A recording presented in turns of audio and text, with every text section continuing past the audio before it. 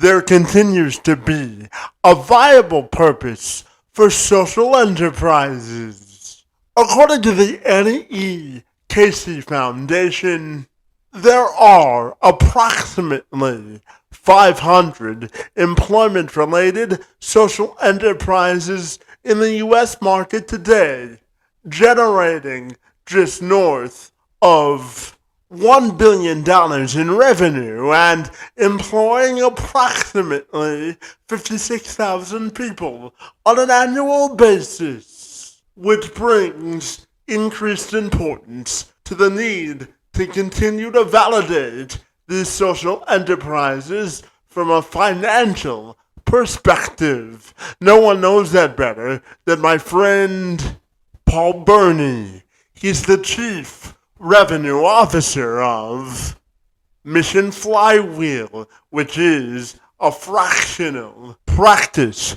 focused on helping social enterprises prove their impact with measurable outcomes.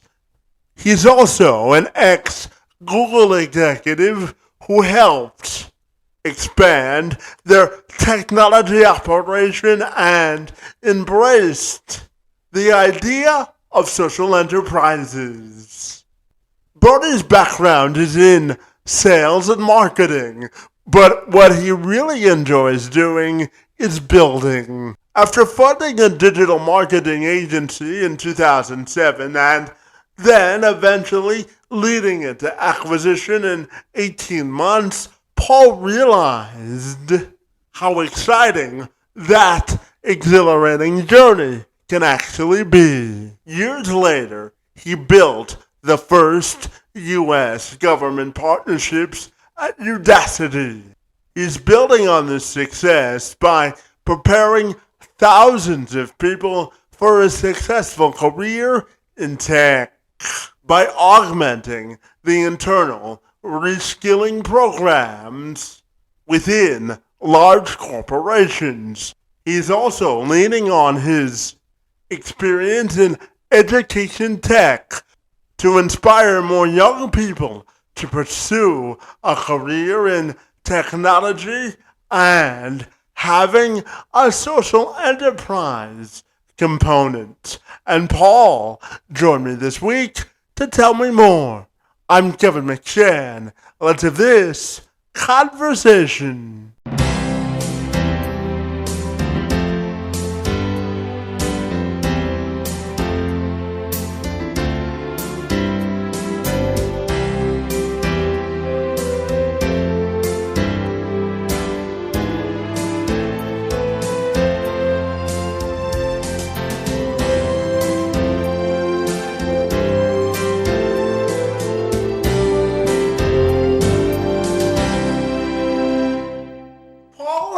I'll take a moment and welcome you to this, the program on this Friday. It's delightful to see you, my friend, and I'm all ready to learn about what makes you so fabulous. Great to see you this morning, and happy Friday. And to you as well. So, Paul, I know that you are someone who is constantly curious about technology, business, and everything in between, my friend. So I'm wondering if you can tell me what makes you so fabulous and why you love what you do. Well, fabulous. Those are your words, not mine. But fair enough. No, I think, what the unique approach that I take, Kevin, sort of at the intersection of technology and business. We're in an interesting time right now. People talk about the tech industry, and I come from what you might call the tech industry, but I think that we're also at an interesting time when every industry is rapidly transforming. Every bank, every retailer, every university, however you look at it, they are all trying to look and feel like tech companies. And so to some degree, tech is business, business is tech. They're becoming intertwined because the world is transforming under our very eyes. And so I'm just grateful that in my personal life, as well as in my career, I've had the chance to expose myself to emerging technologies. I've had a chance to work with these products and sell them at the very highest level to major corporations, as well as working with business owners, small business owners, entrepreneurs, everything in between. So what I enjoy, I think what is unique about my approach is that I take a very analog approach to everything I do in the digital world. And by that, I mean, there are some basic elements about doing business in technology that to me are really important. And I think the main one is storytelling. I love telling stories. I love hearing stories. I love evaluating and feeding back to stories. And, if you're in sales, a lot of times people will tell you, nobody buys for rational reasons. We sell for rational reasons and we sell with rational arguments. But at the end of the day, people buy because they like the person, because the person made them feel good, or the product makes them feel optimistic, whatever it is. And a good story is really the best way to convey that emotion. So I think that's what makes my approach unique. Yeah, and Paul, I know you work with social enterprises as the sort of chief revenue officer for a company that you're calling Flywheel, my friend. So tell me about working with social enterprises and the mission behind Flywheel, my friend. What's it all about? So this is we're a consulting partner to growing social enterprises that want to generate repeatable outcomes. So if you have launched a business and it's a big idea, you've got some big idea that's going to change the world and leave a mark. Usually you can get off the ground with just an idea. You can find a few customers, maybe raise a little bit of angel funding, but at some point you have to put a business around it. And that means you have to find a way to validate your mission and prove your social impact. And the way to do that is with outcomes. So if you are in climate tech, for example, you can say this new product is going to change the world. But if you explain it in the context of how much CO2 reduction your product is able to generate, or how much transition from fossil fuel to renewable energy you have been able to sort of instigate, that's a real story. I come from the ed tech world where, a lot of higher education, they look at placement rates and graduation and enrollment and some of these classic metrics to convey their impact. But why do people go to college? People go to college to get a job and to launch their careers. So we should be looking at skill acquisition, and we should look at job placement and lifetime earnings, because those are real outcomes that prove you're on a mission to give this person, a real chance to succeed in society. That's how you tell that story. Yeah, and Paul, I want to drill down on the importance and popularity of social enterprises and how it really is providing entrepreneurs and those who want to start social enterprises a real opportunity to find their inclusive footing. So tell me, why do you think social enterprises can convey a feeling of inclusion, and why do you think they're so popular? Well, I think that the main reason is because they start from a position of doing good, right? So a social enterprise, by definition, is a concept or a business model built around the idea that revenue and profit will not be the only impact, right? The impact will be measured in society. It'll be measured in terms of a resolution to a specific problem.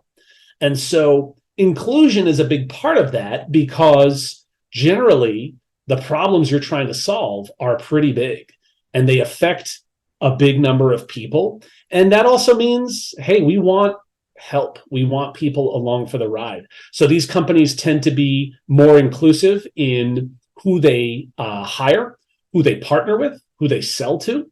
and they're proud of that inclusion. And so they wear it like a badge, and they say, we are, call it equal opportunity, or we are, active allies to these groups. We are LGBTQ friendly, whatever it might be. It all kind of upholds this narrative, which is to say that big problems call for big solutions, call for lots of hands on deck. Yeah, and Paul, I know that you're a former founder and managing partner in the digital marketing space for agencies and partnerships that, from a global level, for automakers at Google. So tell me about that experience and how it's impacted your life and the work that you're doing today. Yeah, it's quite a story. It starts with a lot of heartache, but as is often the case, when you stick with it long enough, the tide turns. So when I was just out of school, and I was in my 20s, figuring out what I wanted to do with my life, some people will say, I want to contribute to this, or I want to enter this industry. This is, my idea of success.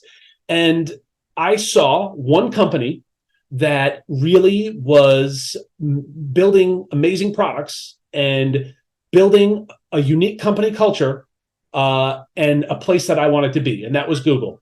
Now, Google in the early days, everybody wanted to work at Google, and so it was a hard place to get in. I interviewed about 30 times, and this was over a span of several years.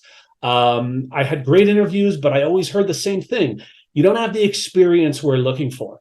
And so I tried to go and get that experience by trying to work in the advertising industry. But I was already a few years into my career, and I was a little bit typecast. You couldn't really get an entry-level job at an agency when you've already been working for 3, 4, 5 years. And so it was a little bit of a catch-22, something that I know people can relate to. You need the experience to get the job, and you don't get the job without the experience, and then you just find yourself in that endless cycle. So what I found was, as I started to think creatively about how I could achieve this goal, I realized if I can't get hired into the job that I want, I should just create it for myself. And I founded a digital agency called ClickSharp. And I began to establish my skills, working with all kinds of clients. I worked with small businesses and entrepreneurs, and then I also got consulting gigs with LG and PayPal and Soros Foundation, Miller Coors. I started to get really interesting work, and it turned into a great entrepreneurial experience. The agency got acquired. I joined a group. At the time, they were called Web Liquid. Today, they are called House of Kaizen. Big global agency. Well, big for me. It was about 35 people, and I joined as a managing partner. And I started to find that I could use my skills at a higher level. I built a whole new search marketing department and had the experience of leading it globally, and that led to a career at Google, where I spent years working in the automotive industry as the face of global partnerships, working with big automakers, General Motors, Fiat Chrysler, Daimler, BMW, and then ultimately also leading an industry development team supporting the whole automotive workforce at Google. So 300 people all working all over the world on all automaker business. It was about $1 billion business. And we were the ones sort of behind the front lines, writing sales narratives, identifying big bets for, big, sort of growth opportunities. It was amazing. Fly around the world, meet C-level executives, support this team, do, amazing research. And it was just everything it was cracked up to be. Working at Google, was an exciting experience. I got so much out of it, great relationships, great experiences. And then at some point, it was time to turn the page. Yeah, absolutely. And you talk about turning the page, Paul. It seems like everything today is a part of what we call a digital transformation. And I'm curious, how do you think the digital transformation has been a competitive advantage both in work life and play, my friend. So, what do you see as the competitive advantage as we go through this digital transformation? Well, it's an important question, Kevin. And I think, there's always everything's a double-edged sword with technology. So I want to answer this question very carefully. I get into a lot of conversations about how technology is moving us forward as a society. I get into just as many conversations about how it's threatening society. And I find those frustrating. Not to say I don't like to have those conversations, but there's a tendency to think that if we critique what's wrong in tech, that we seem to forget that if it's already out in the wild, there's no way to put it back in its shell. So it's out there. The cat's out of the bag. We waste all this energy talking about how we're going to interfere with something that cannot be stopped. And instead, we should be talking about how to manage technology and the impacts of this digital transformation in life, work, and play. So how does it manifest in our lives? And where are we going to put up boundaries? And what are the trade-offs we're willing to make? Basically, how can we keep our eye on making progress instead of getting dragged under? So I'll give you an example. I have an 11-year-old daughter. She would love to spend every waking hour on a mobile device if she could, if she was allowed to. So smartphones and social media for any parent are kind of a scary thing. I've seen enough in my technology career to have a good understanding of how those products are built, how they interact with people, and how they frankly evolve, not just for a user experience, but also for commercial gain, right? You look at the evidence, it's not good, especially for younger kids. They don't yet have social emotional skills to process information. They're like deer in headlights. But at the same time, in my life, in my work, I depend on LinkedIn. For my business, it's a critical tool for networking, for business opportunity, for thought leadership. And so I think the key word here, Kevin, is progress. How are we defining useful applications that are actually helping society? How do we take this tech and use it in such a way that we are creating good, that we are moving forward, not backward? And so it's clear that the problem is at a scale now where we really need more regulation. We need thoughtful laws and barriers put in place so that big companies don't just run rampant and build tech that doesn't serve a higher purpose.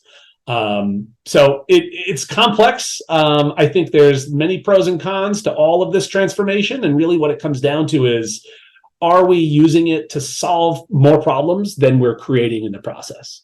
Yeah, absolutely. And, Paul, I know that you describe yourself as a social impact operator, and I also know that you're a classic car enthusiast, my friend. So how do those two things intersect, and how do you define a social impact operator?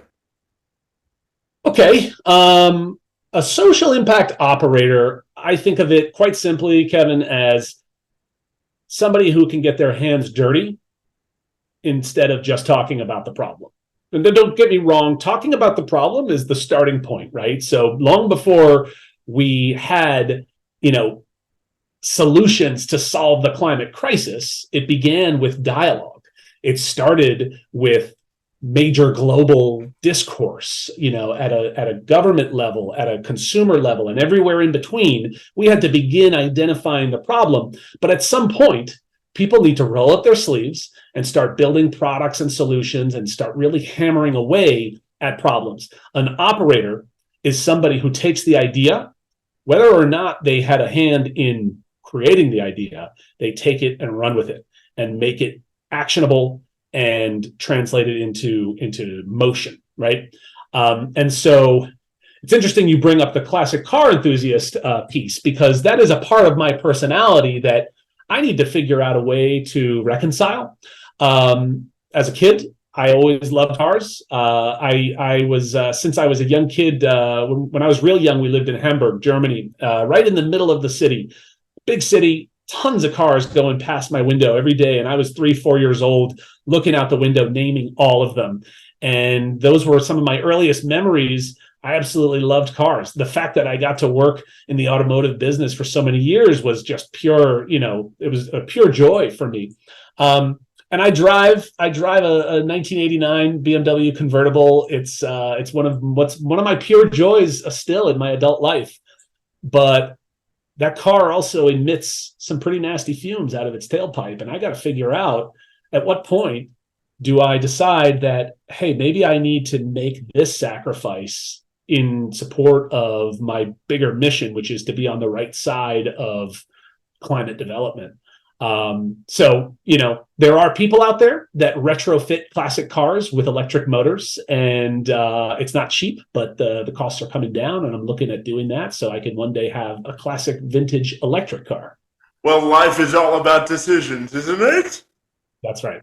Absolutely. And, Paul, through your work, I know that you've had a chance to become a published author, a columnist, and I know that you've even presented or testified in front of Congress, and you've also been a keynote speaker at conferences. So tell me, how do those sort of myriad of experiences impact your life, my friend? How have they made you a better person? Well, I explained to you before, Kevin, that I really love storytelling. I think it offers like a real humanizing aspect to how we show up in business. And so writing has always been, sort of almost like a love language for me. I love, I as a kid always loved creative writing. In my academic pursuits, I always enjoyed the challenge of being given some basic guidelines and then told, give me 1,500 words, give me 3,000 words. Maybe I should have been a journalist, who knows? But I found that it was a good way to add value to the work that I was doing. When I was a search marketer in my earlier days, I was a columnist at Search Engine Watch, which was one of the 2 or 3 most reputable journals in that emerging field, and I enjoyed it. It led to a lot of interesting conversations, and it challenged me to expand my knowledge and think creatively.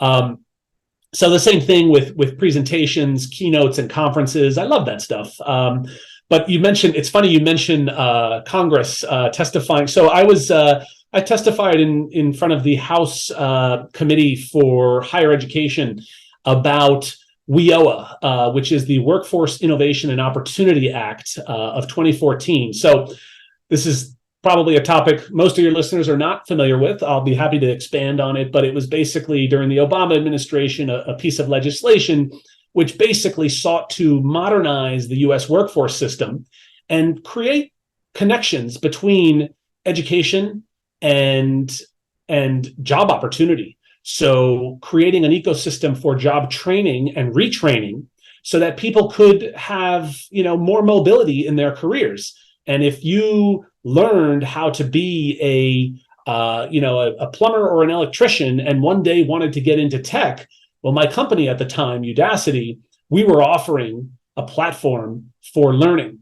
And so Congress was taking a lot of interest in 2021, in the middle of the pandemic, or I guess 2020, really. There were a lot of dislocated workers, people who had been completely blindsided by a global pandemic and were out of work and didn't know where to turn. Now, a lot of those people had a chance to retrain for technology careers, and we were helping them make it happen. But we were lobbying Congress to start to modernize the system because there were, WIOA was built on a 50-year-old infrastructure that really desperately needed some modernization and innovation.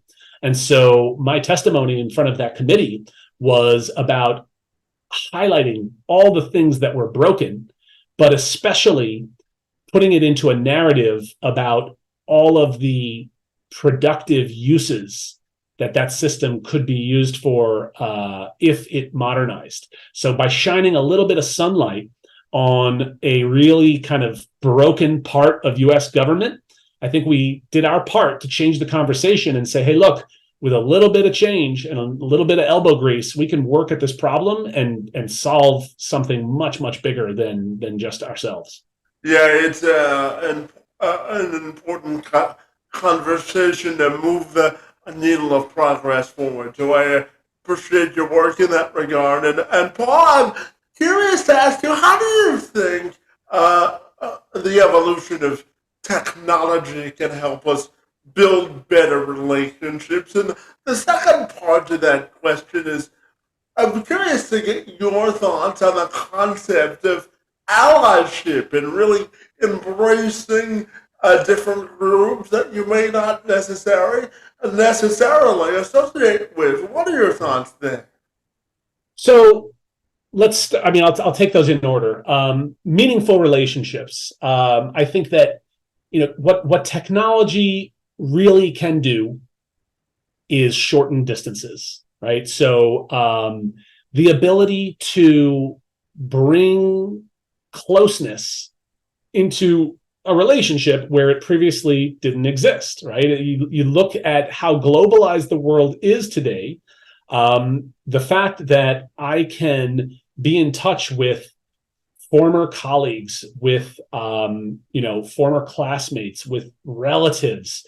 I could be talking to people, halfway around the world in New Zealand as easily as my neighbor across the street. That's an incredible byproduct of technology, that we've shortened distances and made it so easy to feel like everybody is our neighbor, right? And that's a beautiful thing. Now that brings with it some baggage, but I think we need to appreciate that technology has enabled that in a really productive way. So then you start to drill down and you say, okay, distance in the literal sense is like from here to New Zealand. Okay, that's many thousands of miles. Got it. What about distance in the more conceptual definition? Right? The distance between different groups in society who don't talk to each other enough, who don't communicate well, don't understand each other. For example, underrepresented groups in society that are cut out of the mainstream. I mean, I was working, for the last few years in ed tech, I was working with populations specifically that weren't able to go and get 4-year degrees. Why? Because of income, because of the lack of the network, because of the lack of basic institutional knowledge for how to work within that system. So that creates conceptual distance, right? They might be down the street from the president of the university they want to get into, but for all intents and purposes, they might as well be a million miles away. That conceptual distance needs to break down as well. And I think, to use your point, allyship and inclusion, these are ways that we're going to get there. We need to have an honest conversation about the gaps we're trying to close. And in tech, credit to the tech industry, while they haven't made a ton of progress, at least they have owned the problem and been very honest about their role in it. So Google, Microsoft, Amazon, a lot of these companies have taken very public stances, and they've said, look, our workforce is not where it needs to be in terms of parity, in terms of racial, gender, ethnicity, however you define parity. The composition of this community at our company does not look like the society in which we are a part. And so we need to fix that. And now how you do it is something that I think the industry is still working out. But just by planting a stake in the ground and saying, we're going to look at this from a purely rational point of view, take the emotion out of it. That's where we get into trouble, right? Just say, if there are not enough women, Black, Latinx, LGBTQ, veteran, neurodiverse, if there are not enough of those people to mirror their relative representation in society, well, then we got a problem. And that's a gap. And we measure the gap, and that helps us prioritize, that helps us allocate resources and make sort of differential investment into fixing it. I don't think anyone has really figured it out, but I think there are definitely some people that are ahead of the pack in their progress in terms of solving the problem. Yeah, absolutely. And, well, another way we can solve that problem is get more young people interested in a field and career in technology.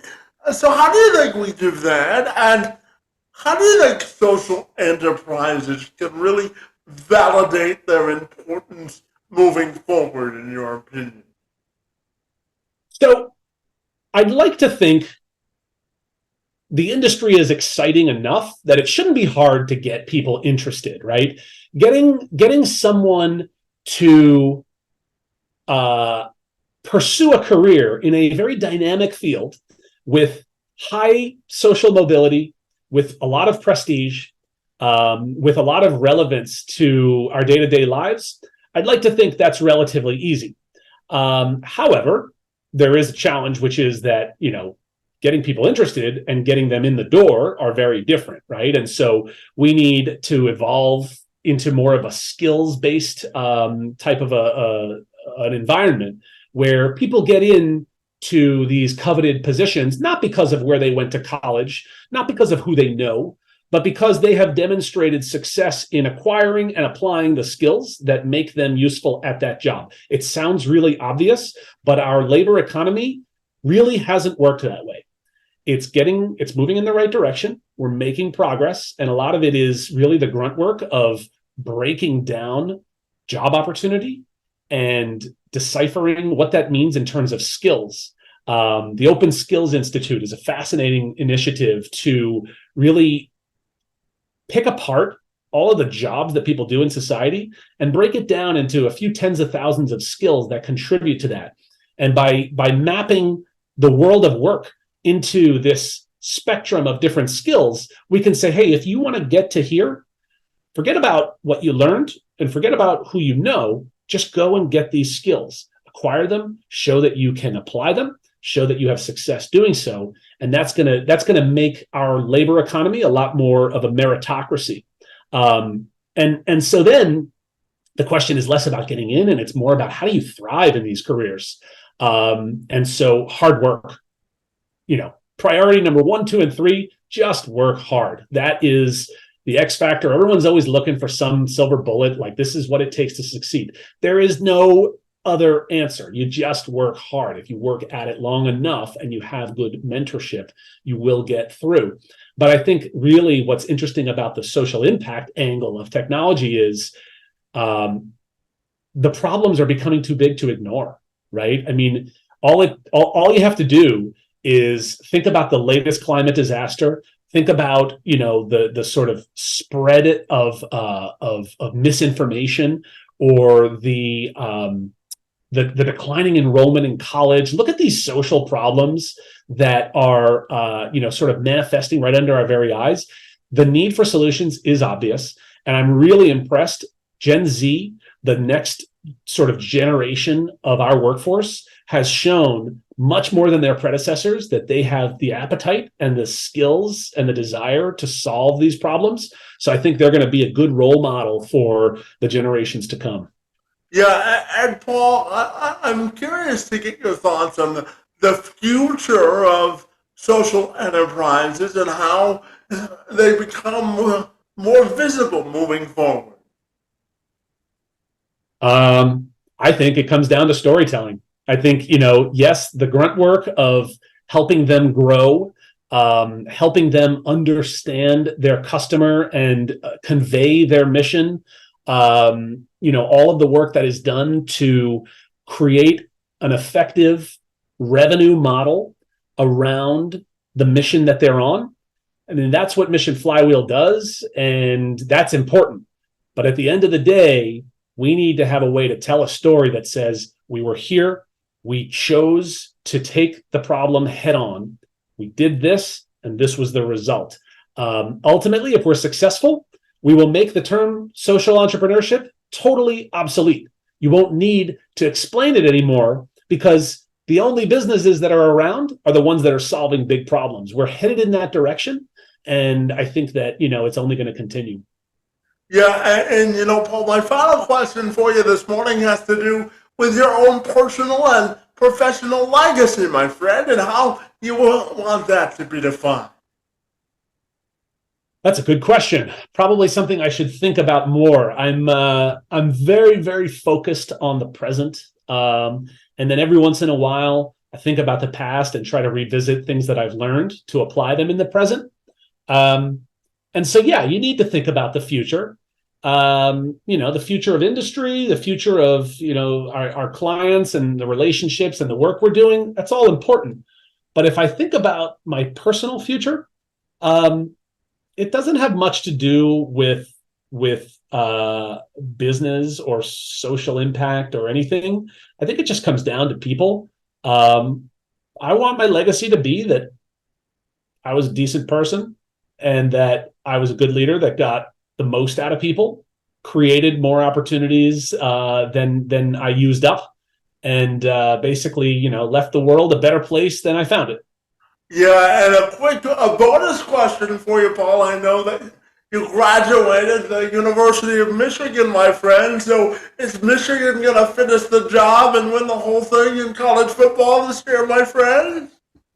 Undoubtedly, yes. We've got an obligation to get our coach Jim Harbaugh back on the sidelines to be coaching in the playoff. I think it's inevitable. It's just waiting to happen. Well, yeah, just before I ask you how people can get in contact with you, my friend, I would be remiss if I didn't say go blue, right? That's right. Absolutely. That's exactly right. And my friend, tell me if people want to get connected with you, what's the best way they can do that? Yeah, real simple. Our website is missionflywheel.com, or you can look me up on LinkedIn. Always happy to continue the conversation with your listeners, and it's been a pleasure talking to you, Kevin. Fantastic. Well, Paul, I really want to thank you for moving the needle of progress forward in the field of social entrepreneurship and technology, my friend. Your work in the space and time on my behalf this morning is most appreciated, and I want to wish you a good weekend and continued success, my friend, and thanks for the time this morning. It's most appreciated.